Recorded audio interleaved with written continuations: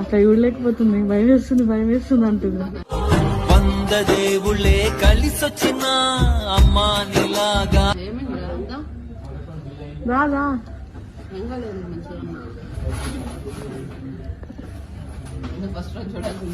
అమ్మా, మేము అందరం ఏడ్చాం తెలుసు. ఫస్ట్ రోజు ఆంటీ ఫేస్ చూసి ఇంత దారుణంగా అయిపోయింది.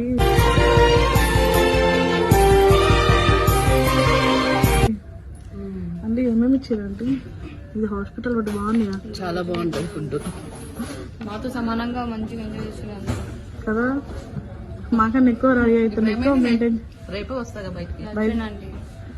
రేపు ఒక్కరు ఆంటీ అసలు ఇట్లా తిట్టింది. నేను అదే రోజు రిషికి తిట్టిన. అరే రిషి, మా మమ్మీ బయట ఫస్ట్ మెలుకోతో రాగానే నా బట్ట ఇది ఎందుకు జాయిన్ చేసినవారు అని తిడుతుందా అంటే అస్సలు తిట్టదన్నారు. మీరు అదే రోజు ఫోన్ చేసి నన్ను తీసుకెళ్ళిపోరు అన్నారు. తిట్టలే, కానీ నేను అంటున్నా ఆంటీకి అవన్నీ నచ్చవురా, నీకు అర్థమైతలేదురా, అసలు ఉండలేదురా ఆంటీ అన్న. ఉంటది అంటాడు, నేను ఉండదంట. ఉండలేను కానీ మరి ఏం చేద్దాం, హెల్త్ ప్రాబ్లం వచ్చినప్పుడు ఉండాలి.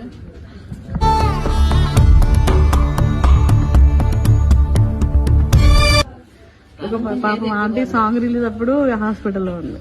కరెక్ట్ నిన్న రిలీజ్ అయిపోయింది. ఈ రోజు చూసింది, అయినా చూసింది. ఫోన్ ఇచ్చిన మళ్ళీ